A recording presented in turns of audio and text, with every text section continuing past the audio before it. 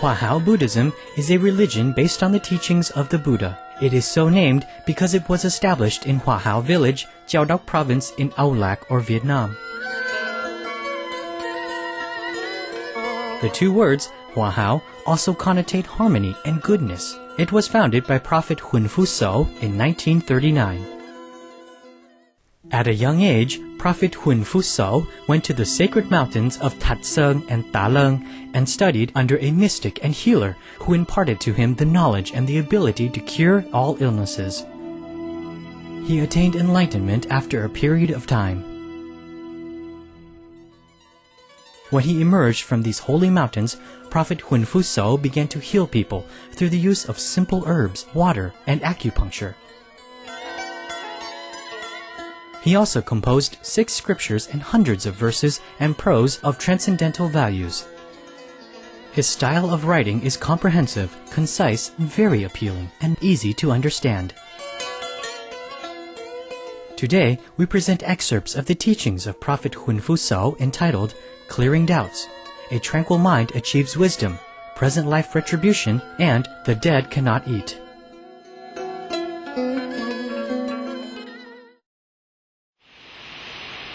Clearing Doubt. Around the end of the summer in 1940, the master was staying at the house of the village registrar, Vo Mao Tan, in Canton City. Every day is the same. In the daytime, the master treated patients and gave lectures to encourage people to practice spiritually. In the evening, he would discuss and explain spiritual doctrines. Living nearby was Mr. Pham Chi Hing, also called Sao Ving, who came every night to listen to the master's lectures. It seemed the teachings pervaded his heart. When he got home, he pondered about his past deeds, words, and thoughts, and felt that he was unworthy as a human being not to talk about a Buddha or a saint. Eventually, he concluded, I cannot practice spiritually. Thus, with doubt in his heart, he dared not think about spiritual practice to attain enlightenment. The next morning, he came again to listen to the Dharma or true teaching. Mr. Vien noticed that the master looked directly at him first, then slowly shifted his gaze to everyone else. The master then said, anyone who has ever listened to the Dharma or true teachings would have heard that, in comparison to our suffering world, the pure land of Amitabha Buddha is very blissful and precious. There is no need to worry about food and clothing, or old age, sickness, or death. But today, I do not want to talk about the Pure Land, because it seems so far removed from you. It's difficult for you to believe and accept. But I will talk about our capital city, so that you can easily understand and believe. For example, a person returned from Saigon and recounted to those who had never been there. Saigon has 9 to 10 counties with streets and cars. There are buildings that are 5, 7 stories high, bright electric lights of all colors and shapes, manufactured goods, ships, boats, etc. Upon hearing that, everyone has the intention to go there at least once, but among them, there are 3 types of people with different ways of thinking. The first type is a person who has a lot of money and thinks, I just get in a car, sit there for 4 or 5 hours, and I'll be there. There's no need to rush. So he procrastinates and still hasn't left. The second type is a person who has all kinds of boats at his disposal, and he thinks, from here to Saigon, it'd take me 2 to 3 days to get there. I'll just take my time and we'll go later. Therefore, after a long time, he still hasn't reached the destination. The third type is a person who is very poor, who lacks everything, money, rice, boats. But when he heard about Saigon, he is determined to get there and sets out enthusiastically, even if he has to walk and beg for food and shelter along the way. As a result of his determination and perseverance, he arrives at Saigon within 9 or 10 days. Meanwhile, the other 2 types of people who have everything they need haven't yet departed. The search for truth and spiritual practice is the same for every one of us. If we are not decisive and lack determination, when can we escape from the realm of suffering and pain, birth and death? When he heard the Master's explanation, Mr. Salving realized that the Master wanted to clear his doubt. Immediately, he came before the Master and asked to take refuge in the three treasures, or the Buddha, the Dharma, or true teaching, and the Sangha, or the community of monks, and commenced his spiritual practice. A tranquil mind achieves wisdom. If one knows the word cultivation, a tranquil mind achieves wisdom.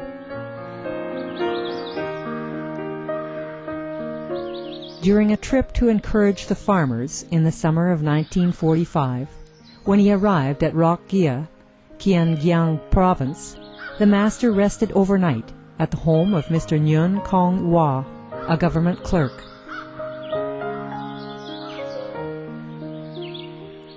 During the conversation, Mr. Hao asked, "Respected teacher, I think that a person who has been defiled by the mundane life for 30, 40 years, like me for instance, will need to practice spiritually for a similar number of years to be cleansed of the worldly dust.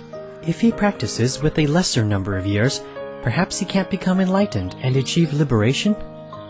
The Master looked at Mr. Hwa and cheerfully replied, "Look at that river.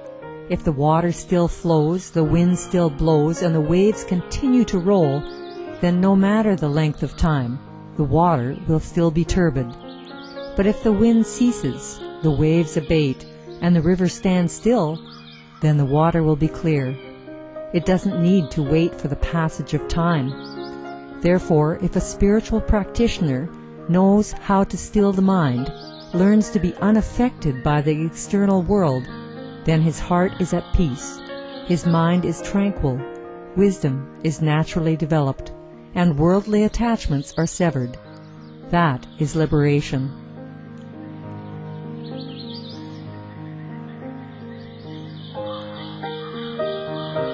Mr. Nguyen Kong Hwa was able to understand its significance.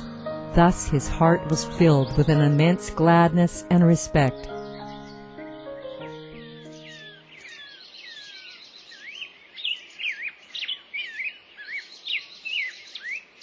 One day, around the end of winter in 1939, after the Master gave a lecture, he suddenly saw a boat docking, and after staking the pole, a man stepped ashore and went straight to the Master. Bowing with his palms together, he said, "Sir, my family lives in Tanchao. 3 months ago, my son suddenly became seriously ill. His body is covered with boils, his skin hardens, his speech is different than normal, and he suffers in pain all day and night. My family has tried all possible medical treatments, spending all our money, yet his illness hasn't been alleviated one bit. He only feels better when he insists that his body be submerged in water. So lately, he often stays in the river, sometimes for 1 to 2 hours. He refuses to come up, even when I call him. Today, my oldest son and I tied him up, submerged him in a water-filled boat, and brought him here to ask for your help." The Master looked at him and said, "Go down and untie him and bring him up here." The old man went down to the boat, but hesitated to untie him because he was afraid that his son would jump into the river and swim away. So he went back up to ask for the Master's opinion again. The Master instructed, "Just follow my instruction. He won't run away. Don't worry." The man obediently went down to untie his son and brought him up. The Master held a glass of water, looked directly at the patient standing in front of him, and said, "His family has suffered a lot these 3 months. That should be enough." Thus said, the Master splashed the water into the patient's face. The patient fell unconscious. A few minutes later, the Master told Mr. Namchon to help him up. The young man regained his consciousness and was normal again. The Master turned to his father and said, "Previously, you killed a mother and child. That's why you have to reap the retribution." The man immediately replied, "Respected sir, as a child till now, I have never killed anyone." "Try to remember again. You have killed a mother and child at the same time." The father pondered for a while, then put his palms together. "Sir, I've remembered it very clearly. I've never killed anyone my entire life. But there's one thing, my family has always earned our living by spearing fish. In the past, I speared a crocodile, brought it up, and a few minutes later, I speared a young crocodile. We took them home and sold their flesh and used that money for our family's expenses. That's all." The master then said, "All sentient beings have a soul, a body, the desire to live, and fear death. They know pain, resentment, similar to humankind. Every action has retribution. That's why I said you've killed a mother and her child. From now on, your family must repent, find a new occupation to earn your living, then the bad karma or retribution will gradually dissolve and your son will be cured."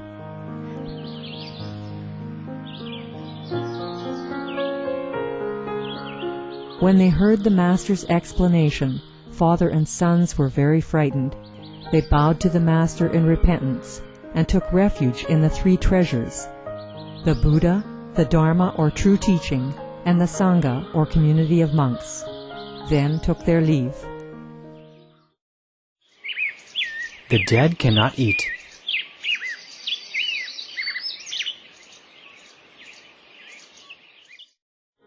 One afternoon in April 1940, Mr. Lê Phác Huynh went to Tổ Đình to listen to the master's lecture. After expounding on the Buddha's teachings to the congregation, the conversation turned to the discussions of the rites of making offerings to the dead. Master Huynh turned to Mr. Huynh and said, "My dear village chief, how many bowls of rice do you eat when you are healthy?"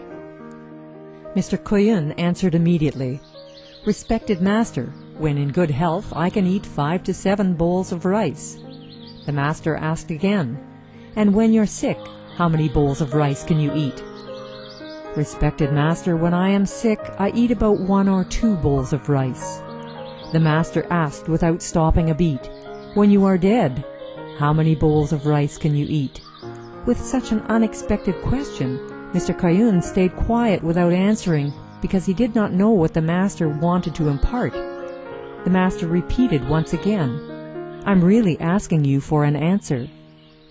Bewildered, Mr. Huynh replied reluctantly, "Respected master, when I am dead, I can't really eat." The master then spoke gently, "That's right, sir. When we are dead, we can never eat. The reason the descendants observe the death anniversary of the ancestors is to pay tribute to and express gratitude for giving them life and for nurturing them. It is also to remember the day of their eternal separation. It is meant to show that they always love them, in death as in life. But if you kill ducks and chickens, then it would be harder for the soul of the deceased to be liberated."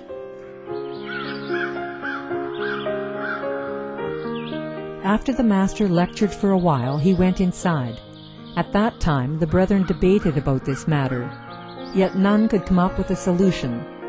When they saw the master came back out, a fellow practitioner stood up and asked, "Respected master, so how shall we make offerings to our ancestors?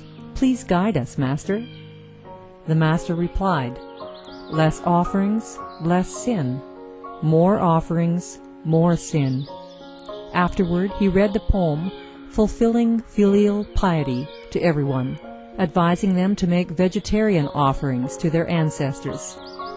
In making offering to the ancestors, killing animals through a wrong belief, it's baffling to feed the dead while we mistreat the living. So strange. Be a pious child the Buddhist way. Make vegetarian offering to your deceased parent. This is repaying kindness properly. Light-hearted, the liberated souls will soar high.